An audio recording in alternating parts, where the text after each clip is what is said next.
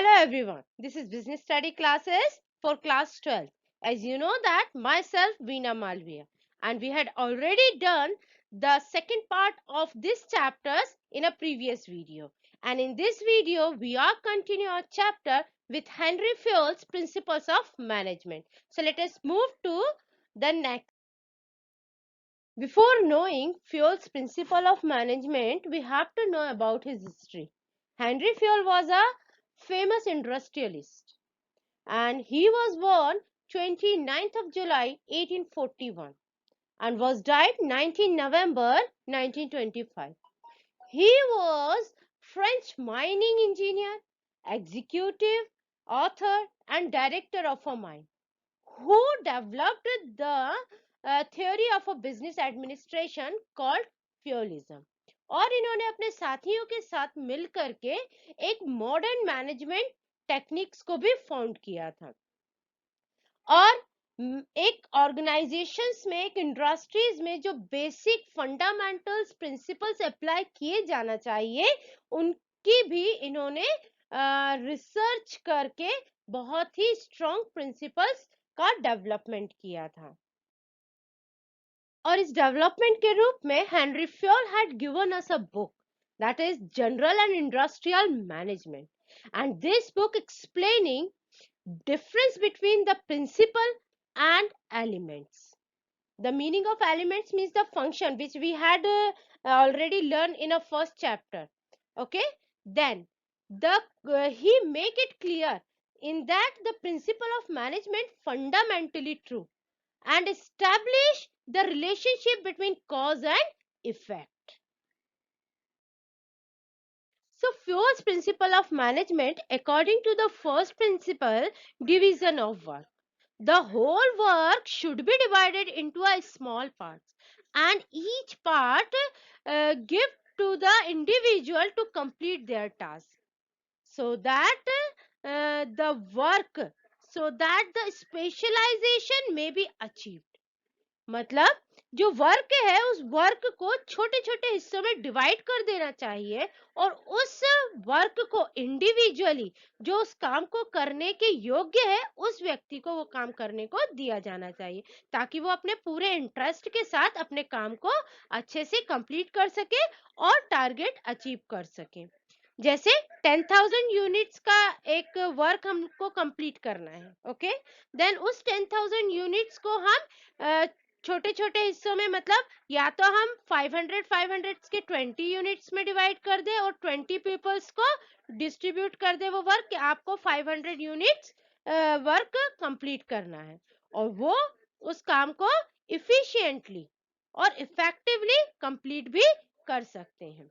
साथ ही साथ division of work में एक इंडिविजुअल जो है वो अपने काम के करने के योग्य है और उस काम को अगर वो बार बार किए जा रहा है, रिपीट किए जा रहा है, then he may become a specialist.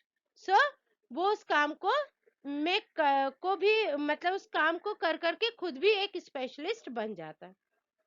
और जो वर्क की क्वालिटी है वो क्वालिटीज भी हमें बहुत अच्छी मिलती है।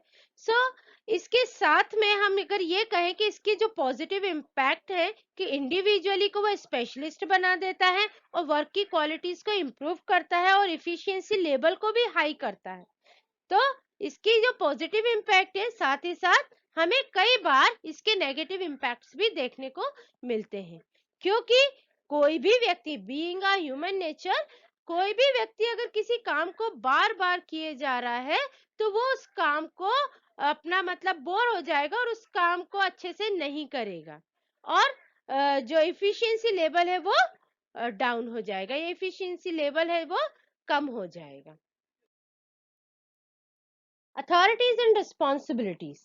The second principle of a Fayol's, then managers are empowered with authority to give order and obtain obedience and responsibilities for the accomplishment of a task for which they are generated authorities. So it means according to these principles, then the authorities and responsibilities hand in hand. It means that when a particular individual given work and he is only responsible for the result also, and it may be possible when the authorities and responsibility may be in balance. और ये सब तभी हो सकता है जबकि authority और responsibilities balance में दी जाए।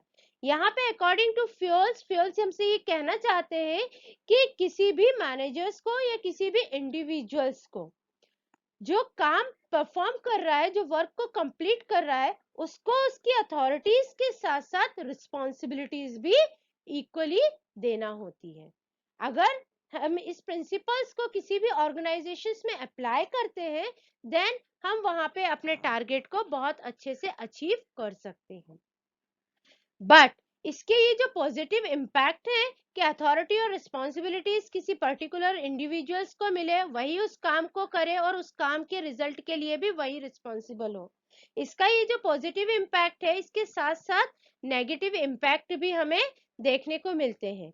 पॉजिटिव इम्पैक्ट ये कि हम अपने टारगेट को तो अचीव कर सकते हैं, बट नेगेटिव इम्पैक्ट ये कि अगर हमें अथॉरिटीज कम मिली है, पावर हमें कम मिली और रिस्पॉन्सिबिलिटीज ज्यादा मिली है, then we are unable to achieve our target.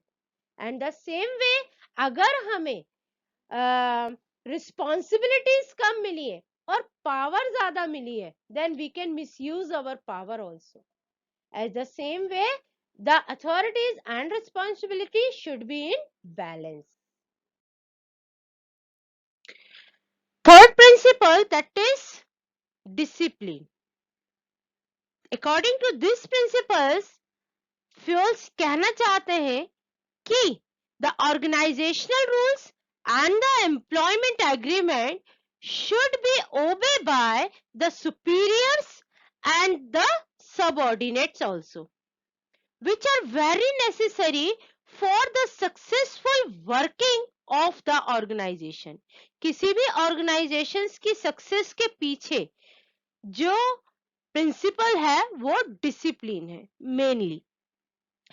और ये जो डिसिप्लिन अगर हम किसी ऑर्गेनाइजेशन में अप्लाई करते हैं तो वहां पे जरूरी नहीं है कि डिसिप्लिन को सिर्फ लोअर या middle level of management system में फॉलो करें, नहीं, ये जो डिसिप्लिन है वो सभी को फॉलो करना चाहिए इक्वली, तब जाकर के कोई भी ऑर्गेनाइजेशन जो है वो सक्सेस पा सकती है।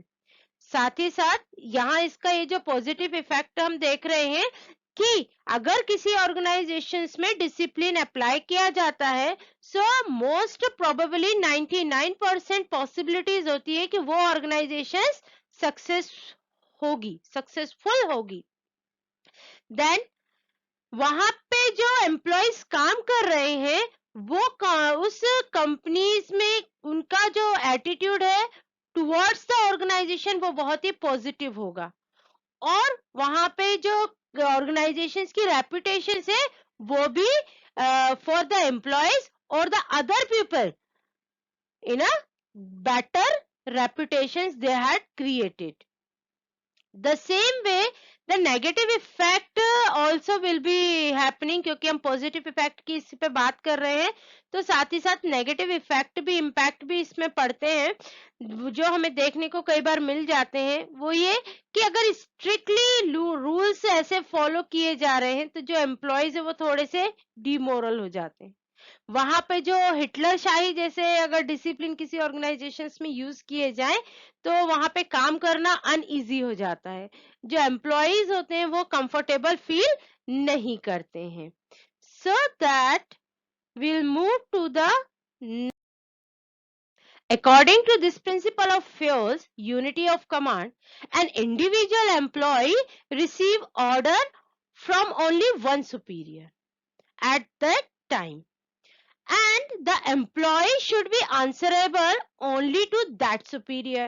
यहाँ पे मतलब ये है कि किसी भी ऑर्गेनाइजेशंस में जो सबऑर्डिनेट्स हैं उन्हें ऑर्डर देने वाला जो मैनेजर है वो सिर्फ और सिर्फ एक होना चाहिए। अगर किसी ऑर्गेनाइजेशन में सबऑर्डिनेट्स को ऑर्डर देने वाले जो सुपीरियर है, जो मैनेजर्स है, वो एक से ज्यादा होंगे, दो होंगे, तो वहां पे कंफ्यूजन क्रिएट होगा। सो दैट उस ऑर्गेनाइजेशंस में जहां पे ये यूनिटी ऑफ कमांड अप्लाई किया जाता है कि ऑर्डर देने वाला एक है और उसको फॉलो करने वाले जो हैं वो बहुत सारे हैं, then there were no confusion, वहां पे कोई कंफ्यूजन नहीं होगा। लेकिन जहां पे ऑर्डर देने वाले दो हैं और सुनने वाले जो सबऑर्डिनेट से काम करने वाले, वहां पे कंफ्यूजन क्रिएट होगा कि हमें किसका ऑर्डर मानना है, मैनेजर 1 का ऑर्डर मानना है या मैनेजर 2 का ऑर्डर मानना है। और पता ये चलता है ना हम 1 का ऑर्डर मानेंगे ना 2 का ऑर्डर मानेंगे, और ऑर्गेनाइजेशन में कोई काम नहीं होगा। So according to this principle, जिस भी ऑर्गेनाइजेशन में यूनिटी ऑफ कमांड अप्लाई किया जाता है, वहां पे उस ऑर्गेनाइजेशन में जो मैनेजर है वो सिर्फ एक मैनेजर एक एम्प्लॉइज को या उसके अंडर में काम करने वाले एम्प्लॉइज को वो खुद उनके साथ डील करे, उनको ऑर्डर दे, और जो एम्प्लॉइज है वो रिस्पॉन्सिबल हो कि वो अपने जो सुपीरियर है उनको रिपोर्ट करें। तो वहां पे ऐसा कोई कंफ्यूजन नहीं होगा। साथ ही साथ इसका पॉजिटिव इफेक्ट तो ये पड़ता ही है कि जहां पे कोई एक मैनेजर वर्क कर रहा है या एक मैनेजर ऑर्डर दे रहा है, वहां पे कोई कंफ्यूजन नहीं होगा काम करने वाले लोगों में साथ में, और साथ ही साथ एफिशिएंसी लेवल भी सभी का बढ़ेगा, चाहे वो सुपीरियर हो चाहे वो सबऑर्डिनेट हो। एज द सेम वे, जहां पे अगर हम इसको अप्लाई कर रहे हैं यूनिटी ऑफ कमांड, तो वहां पे एफिशिएंसी लेवल कम भी हो सकता है, क्योंकि हमें सिर्फ एक ही मैनेजर का ऑर्डर हमेशा मानते हुए चलना है। कई बार सुपीरियर और सबऑर्डिनेट्स की मिसअंडरस्टैंडिंग की वजह से वहां पे काम करने की जो क्षमता है वो भी कम हो जाती है। The fifth principle of management by fuel, that is unity of direction. Unity of direction means that there should be one head for one plan for a group activities having the same objective. इस चीज को मैं आपको बहुत ही अच्छे एक example से बता सकती हूँ कि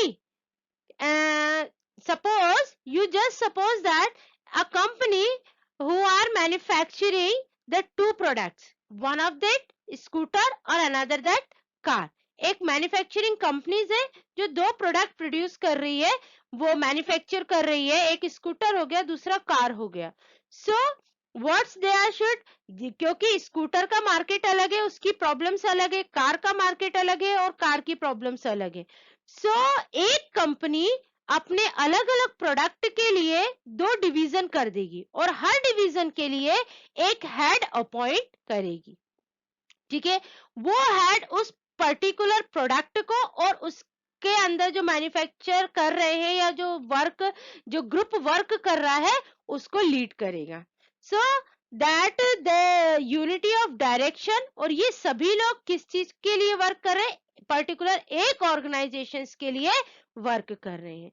सो that the Fayol's, according to Fayol's, जब यूनिटी ऑफ डायरेक्शंस का पॉजिटिव इफेक्ट भी पड़ता है, एक ऑर्गेनाइजेशन में स्मूथली वर्क होता है, कोई कॉम्प्लेक्स नहीं होता है, और उसको हम इफिशिएंटली अचीव कर पाते हैं अपने टारगेट को, और साथ ही साथ एक जो ग्रुप है वो एक स्पेशलिटीज में कन्वर्ट हो जाता है, वहां पे स्पेशलाइजेशन आ जाता है उस पर्टिकुलर प्रोडक्ट को लेकर के।